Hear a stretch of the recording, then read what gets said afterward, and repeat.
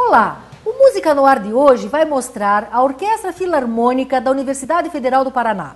E eu trouxe aqui para conversar comigo o maestro da orquestra, Márcio Steuernagel. Olá, Márcio. Eu quero primeiro de tudo perguntar, por que Orquestra Filarmônica? Essa é uma pergunta interessante, porque a nossa orquestra já teve muitos nomes. Ela já foi Sinfônica Juvenil, Sinfônica Júnior, Orquestra Juvenil da Orquestra da Universidade Federal do Paraná, então já teve vários nomes. Mas lá pelos idos de 2007, 2008, foi constatado que, como é uma orquestra aberta à comunidade, não era mais uma situação em que vinham só estudantes, mas muitos continuavam estudando, não se profissionalizavam ou ficavam semi-profissionais, né? E continuavam vinculados à orquestra. Ou até começou a acontecer, como a orquestra já teve um certo tempo de existência, de que algumas pessoas que tinham tocado há muito tempo atrás queriam voltar para a orquestra. Exatamente. Tinham feito uma outra carreira. E daí já não eram mais profissional. estudantes, não eram mais alunos. Então começou a ficar meio chato chamar de juvenil. Certo. E nessa hora o Harry Kroll, que é o diretor artístico da orquestra, ele pensou em usar a origem da palavra filarmônica, né, que vem de filos, de amigos. Então, nesse sentido, como ela é uma orquestra que não é uma orquestra paga, a princípio, tem algumas bolsas, mas o principal vínculo é pela amizade com a música, nesse sentido aberto à comunidade, pegou bem chamar de orquestra filarmônica. Então, Veio a calhar que não tinha nenhuma orquestra filarmônica na cidade, né? Muitas vezes a cidade tinha uma sinfônica, outra filarmônica. Então, deu gente certo. se apropriou e deu certo. E vamos ouvir então um pouco da orquestra, vamos ouvir um pouco da Orquestra Filarmônica da Universidade Federal do Paraná, tocando sob a regência do Márcio.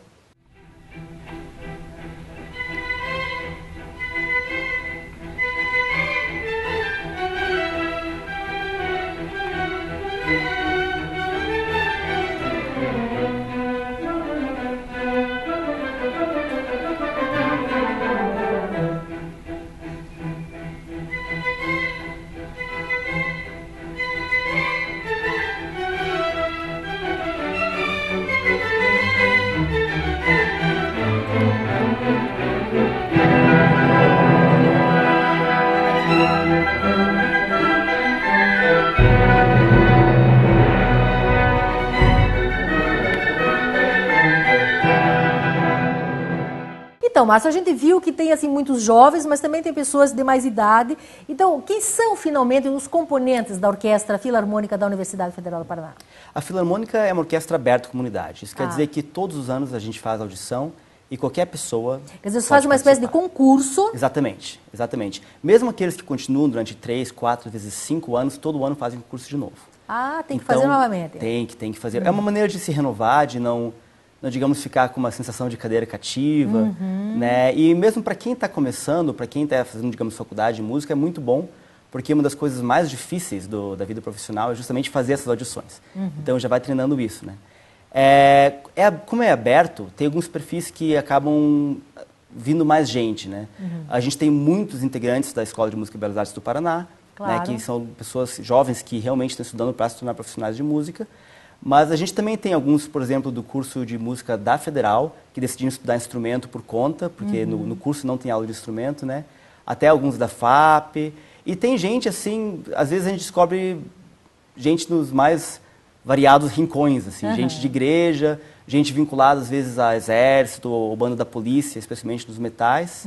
E como eu mencionei antes, assim, às vezes gente que começou a aparecer agora, que a orquestra fez 50 anos, gente que está se aposentando e a fim de voltando. Voltar. Que é engraçado que é uma coisa muito comum na Europa, né? Orquestras que não são assim de gente que faz só música, mas de profissionais que têm as suas vidas. Tem uma outra carreira na vida e que fazem música também por seu lazer, prazer. Exatamente. Então acabam se inscrevendo e fazendo parte de uma orquestra. Então, quer dizer, a orquestra não tem mais idade limite. Não tem. Não tem isso é muito bom. O nosso exemplo clássico é o seu Kurt Fehlhauer, que entrou na orquestra, acho que no segundo ou terceiro ano de existência. A orquestra foi fundada em 62. Puxa. Ele tocou em 63, 64, acho que até 67. Foi fazer engenharia. E agora estava se aposentando, voltou a estudar com a Bettina Juxt, da Sinfônica, e voltou quero a tocar na orquestra. Então, quer dizer, qualquer pessoa que toque um instrumento desses que a orquestra, né, quando você vai fazer o concurso, você coloca no edital quais são os instrumentos, né? Sim. Que toque um instrumento, que queira fazer parte, basta vir e se inscrever, passa por essa audição. Exatamente. E se tiver, digamos, o nível necessário, ele é integrado na orquestra. Quantos músicos você tem, mais ou menos? A gente está agora na faixa dos 30 músicos. Nós já fomos uma orquestra maior. Eu acho que mais ou menos em 2010 a gente já chegou a ser digamos, uma orquestra romântica incompleta. Quer dizer, a gente tinha 4 trompas, quando precisaria de 3, a gente tinha trombones, só que a gente percebeu que às vezes sempre ficava faltando a 4ª trompa, ficava faltando uma harpa, que é muito difícil de conseguir, ficava faltando um trombone, só tinha 2. Então a gente resolveu, ano passado, reduzir para uma orquestra mozartiana, né, que é uma formação clássica, menor, mas para a gente poder estar completo e poder também aumentar um pouquinho o nível, né? Como era o ano do centenário, a gente estava muito preocupado em ter um bom nível de apresentação. Centenário da Universidade Federal do Paraná. Da Universidade Federal. Completou 100 anos ano passado. E por acaso também os 50 da orquestra. Sim. Então era um ano muito comemorativo, a gente resolveu fazer essa redução de quantidade para aumentar a qualidade, que funcionou muito bem. Então a gente está operando nesse modelo agora, cerca de 30 músicos. 30 músicos. E eles têm remuneração? Você falou em bolsa, não, como é que não. é? O vínculo com a orquestra é voluntário. Inclusive eles têm um termo de adesão voluntária. A gente faz questão que seja assim, né? Não é um vínculo trabalhista. A gente tem algumas bolsas que são bolsas do mesmo valor de todas da universidade, ou seja, são bolsas para ajudar a pagar o ônibus, pagar o almoço, alguma coisa da manutenção dos instrumentos, e não são para todos. Atualmente a gente tem 22 bolsas, então a gente já conseguiu chegar à maioria. Né? Quando a orquestra era muito grande, isso era outro problema, que a bolsa era menos da metade, então ficava muito à mercê, às vezes, da possibilidade dos músicos, podiam uma semana, não podiam na outra. E que tipo de repertório vocês tocam? A gente tem 3 linhas, bem especificadas. Assim. A primeira linha é que a gente faz repertório sinfônico tradicional, digamos clássico, não no sentido de período clássico, mas aquele que já está estabelecido. Porque como, isso por é exemplo? Importante, como Mozart, Beethoven, essas coisas, Rossini, que são importantes não só para a formação dos músicos. Pois é, isso que eu até ia dizer, desculpa interromper, mas Claro. quer dizer, a orquestra também tem essa função. A orquestra da universidade função sempre teve uma educativa. função formativa. Só que o que significa formativo mudou com a mudança de perfil da cidade. Quer dizer, quando o maestro Gedeon Martins e a dona Hildegard começaram, lá na década de 60, não tinha aula de instrumento quase na cidade, então ela introduziu o método Suzuki, que era um método de violino para iniciantes. Ela dava aula de violino, os alunos dela tocavam na orquestra, então era formação, num certo sentido, bem de instrumento, inicial mesmo. E a orquestra era uma prática da formação. Hoje em dia, a gente tem uma escola de violino em cada esquina. Claro. Né? Então, assim, a gente tem o pessoal se profissionalizando. Quer dizer, você não muito precisa cedo. mais dar a formação instrumental, né, para o indivíduo, mas ele, o que ele vai ter ali é a prática. A formação em grupo. da prática de conjunto. Então, isso que a gente coloca hoje no edital, a gente não dá no instrumento, mas a gente faz a formação de ser um músico de orquestra, que é uma coisa diferente, né? E é uma coisa muito próxima ao perfil profissional que aqueles que estão interessados em seguir carreira vão enfrentar. Às vezes eles estudam durante 4 anos na faculdade pensando em ser solistas e quando saem descobrem que o mercado de trabalho é outro e se frustram e não conseguem entrar numa boa orquestra porque não se formaram nisso. Então a gente pega pesado nesse tipo de formação hoje. Certo. Então para isso a gente precisa de repertório clássico. Isso, voltando ao repertório então. Mas a gente tem 2 outros pontos de foco bem fortes. Um é música brasileira, tanto antiga quanto nova, porque nós somos uma universidade pública brasileira, paga com imposto de todo mundo. Então é nossa função, digamos, até moral, privilegiar esse repertório. Certo. E, por fim, música contemporânea. Certo. Isso é bem importante porque nós temos no quadro da orquestra... Eu sou compositor, o Harry Kroll também é compositor. O curso de pós-graduação e de graduação da Universidade Federal, ele não tem instrumento, mas tem pesquisa musicológica e em composição. Então é uma maneira também, como a gente está vinculado à extensão da universidade, da gente se vincular, digamos, com a ponta, com a música de ponta, que é uma vocação da universidade. Então, esses 3 repertórios a gente contempla sempre de maneira equilibrada. Sempre. E vocês também tocam bastante compositores curitibanos, né, que eu já percebi. Claro, a gente... Quer dizer, tem compositores curitibanos bons, né? Não faria nenhum sentido a gente não tocá-los. E não tanto por acaso, mas assim, veio a calhar que muitos deles estão ligados à universidade. Além de mim e do Harry, o Maurício Doutor é professor do Departamento de Artes, e a Rosiane Yampolch também. É até interessante que ano passado, no centenário, talvez o projeto mais interessante foi que a gente encomendou 4 encomendas inéditas. Então, 2 para o Maurício Doutor e para a Rosiane Yampolch, que são do The Arts. Que são professores da universidade. Exatamente. E uma minha e uma do Harry Kroll, que somos servidores da universidade. Então teve uma estreia inédita por concerto. Olha, que é muito mais do que acho que qualquer universidade. E super importante, né? Divulgar também aquilo que se faz aqui, né? Claro. Inclusive, a peça que nós vamos ouvir agora foi que nós gravamos lá da orquestra ensaiando. É uma peça tua, né? É uma peça minha. Como é que é o nome? Chama Abertura Acadêmica para o Século Seguinte. Olha só, então nós vamos ouvir um pouquinho, um trechinho só, né, que a gente captou quando nós fomos fazer lá a nossa gravação durante o ensaio da orquestra.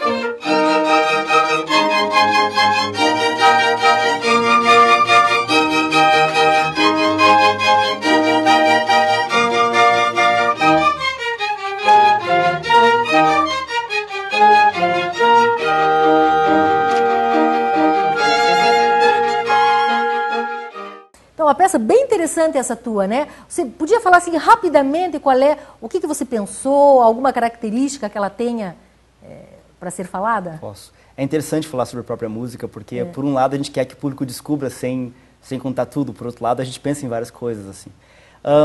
Eu coloquei abertura acadêmica para o século seguinte porque é o segundo século da universidade. Só que se tem uma abertura acadêmica tem várias conotações, né? Tem referências no repertório, o Brahms tem uma abertura acadêmica, mas também foi a abertura do concerto do centenário, né? E também tem o perfil acadêmico do pessoal que está na orquestra, do pessoal do público. Tocando. Agora tem uma outra camada que é o seguinte, eu sempre primei muito pelo aprendizado das técnicas novas, técnicas estendidas de instrumento na orquestra, que é uma coisa muito difícil de fazer, porque a estrutura social da orquestra... Quer dizer, são maneiras de tocar aquele instrumento que tem uma maneira tradicional de tocar, maneiras você pode expandidas. Também tocar de uma maneira diferente que não se usa normalmente na música. Que é uma coisa que foi super explorada na música de câmara ou de solistas e é muito difícil entrar na orquestra. Então aproveito que é um pessoal novo, com cabeça aberta, e eu vim trabalhando isso há alguns anos. E nessa composição eu usei quase como um estudo, no sentido de usar de maneira sistemática algumas das técnicas que eu vi que melhor funcionaram nos últimos anos, em orquestrações, outras composições que eu fiz. Tanto então, nesse sentido, de cordas quanto dos sopros, em todos eles. Exatamente. Então, inclusive, a peça começa com uma escordatura, que é uma mudança de afinação, em que eles afinam durante a primeira parte da peça. Então, quer dizer, é até uma piada nesse sentido, assim, de que é um estudo. É o pessoal estudando enquanto a peça acontece. Mas o estudo é a própria peça. Então, todas essas coisas entram em abertura acadêmica. E como é que foi a receptividade do público? Foi muito boa, foi muito boa. Ela é uma peça bem para cima, assim, ela não é uma peça escura, é uma peça brilhante, até meio triunfal em alguns momentos. E muitas coisas funcionam muito bem para os instrumentos. No começo eles têm estranhamento, porque não é a maneira que eles costumam tocar, mas depois eles percebem que fisicamente o instrumento funciona daquele jeito. O pessoal dos metais, por exemplo, sofreu durante 1 mês, 2 meses, e no final vieram... Puxa, não é que você tinha razão, não é que funciona o instrumento, obrigado, porque dá certo. E eles se sentem lisonjeados, porque você respeita o instrumento deles, né? Então, eu acho que foi bastante interessante. Que legal. Agora eu quero falar um pouquinho sobre você, sobre sua carreira. Você já falou que é compositor, então você fez o curso de composição na Escola de Música e Belas Artes? Exatamente, aqui me formei do em Paraná. composição e regência na Belas Artes, fiz também produção sonora na Universidade Federal do Paraná e meu mestrado é em composição também na UFPR. Quer dizer, é mais dentro da composição mesmo. Mais dentro da composição. A minha formação acadêmica é mais dentro da composição do que da regência. E desde quando você está como regente da Orquestra da Federal? Em 2009, começo de 2009, eu passei no final de 2008, passei no concurso, começo de 2009 eu entrei. Primeiro eu estava como adjunto da Denise Moore e depois a Denise acabou saindo e eu Você acabou ficando. Mas então, quer dizer, você entrou na orquestra com concurso? Com concurso. Ah, com certo. Concurso. Isso é feito sempre lá na Orquestra Federal, né? Quando aparece vaga, né? A gente depende de Brasília, depende do governo federal para isso, né?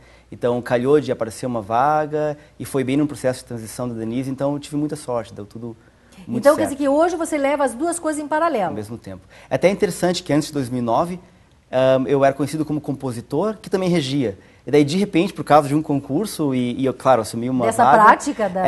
de repente, agora eu sou regente. Ah, você também compõe? Então, mas eu levo as duas coisas em paralelo. Assim. Em paralelo. Até 2 semanas atrás, teve uma estreia de uma peça minha com a Orquestra Sinfônica do Paraná. Foi muito estranho eu não reger. Graças a Deus veio um maestro melhor do que eu, assim. Veio um maestro muito bom, que fez um excelente trabalho. O Alpaslan Trung, assistente do Cláudio Abado. Sim. Então, foi muito bom ver de fora como compositor, assim. É uma vivência um pouco esquizofrênica, mas muito divertida. É diferente, né? Agora, Márcio, eu quero falar sobre o que é uma orquestra. Nós fomos lá para ver, para filmar. Então, vamos começar. Uma orquestra ela tem basicamente 3 tipos de instrumentos. Os instrumentos de cordas, os instrumentos de sopro e os instrumentos de percussão. Esses de sopro têm suas divisões também, né? Exatamente. Que tem os instrumentos de sopro de madeira e os instrumentos de sopro de metal. Então, vamos ver um pouquinho, um exemplo de cada um deles, para o nosso espectador aqui entender do que nós estamos falando. Então, vamos primeiro ouvir um exemplo de alguma coisa sendo tocada pelos instrumentos de cordas.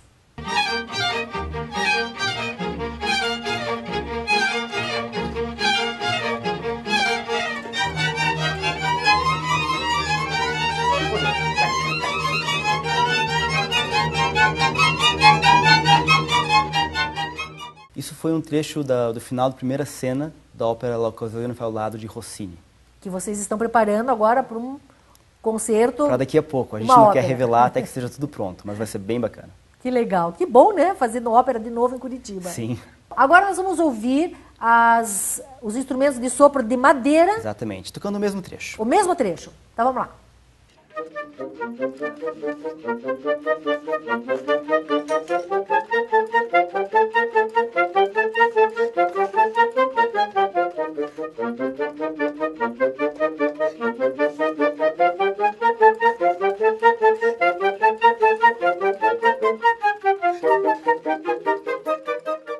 E agora então nós vamos ouvir um trecho tocado pelos sopros de metal de uma peça sua, não é? Exatamente, da abertura acadêmica para o século seguinte. A famosa abertura acadêmica para o século seguinte.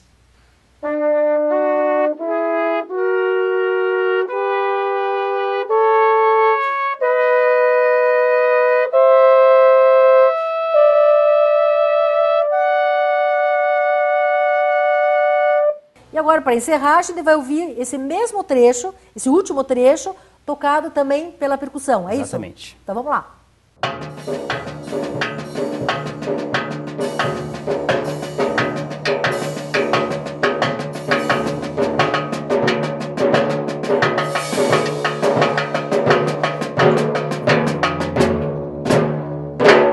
Nesse trecho a gente tem tímpanos, bumbo sinfônico e a caixa clara. E a caixa clara. Então vamos só revisando, né? Então a orquestra tem as cordas, normalmente as cordas ficam na frente, bem pertinho do maestro. Exatamente. Então tem os violinos do lado esquerdo, primeiro violino, segundo violinos, depois tem as violas, os violoncelos e atrás os contrabaixos. Depois vem os instrumentos de sopro de madeira, porque eles são mais delicados, né? Então eles vêm mais próximo do maestro. E atrás deles ficam os instrumentos de sopro de metal, que tem um som muito mais forte, né? Maior, claro. Uma sonoridade mais forte, então eles ficam lá mais para trás. E a percussão, nesse caso, estão aqui do lado direito. Exatamente. Né? Do lado direito do maestro. Então ali tínhamos os tímpanos, que são aqueles... Os tambores grandes. Os tambores grandes, né? Que são os tambores afinados, que tem notas, né? Que são afinados, né? Exatamente. Eles têm notas diferentes. E às vezes tem também harpa.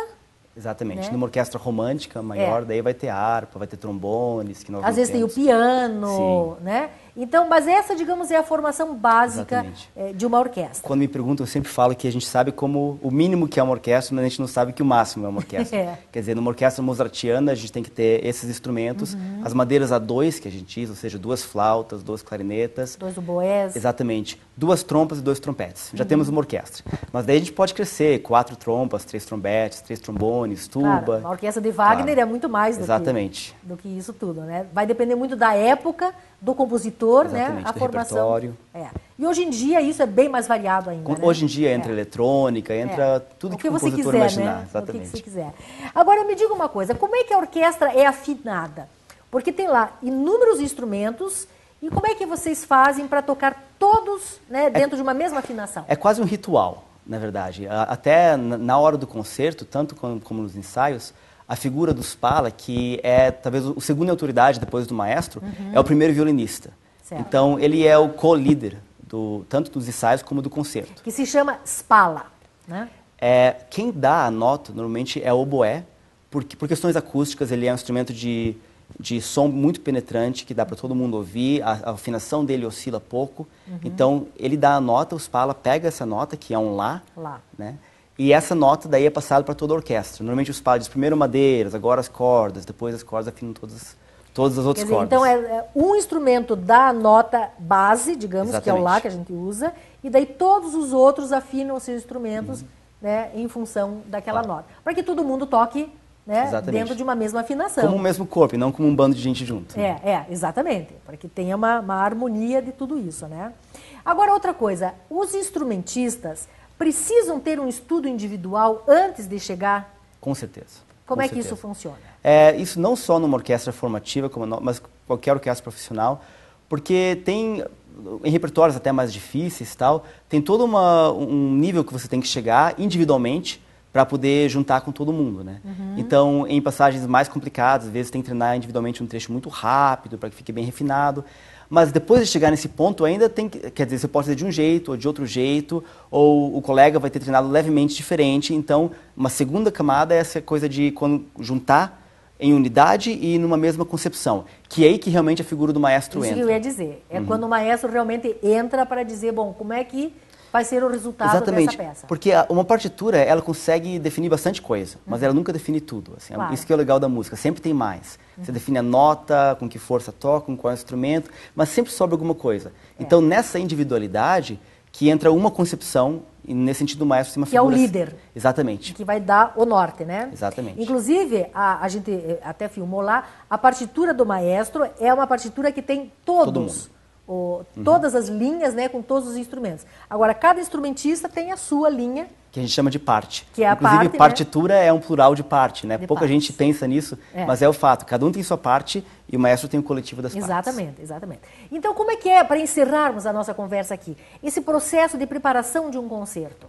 Ele varia muito de uma orquestra profissional para uma orquestra como a nossa. Numa orquestra profissional, normalmente em uma semana se faz o concerto. O maestro ou titular ou convidado chega, os instrumentistas já têm as partes e em assim 4, 5 ensaios se junta tudo.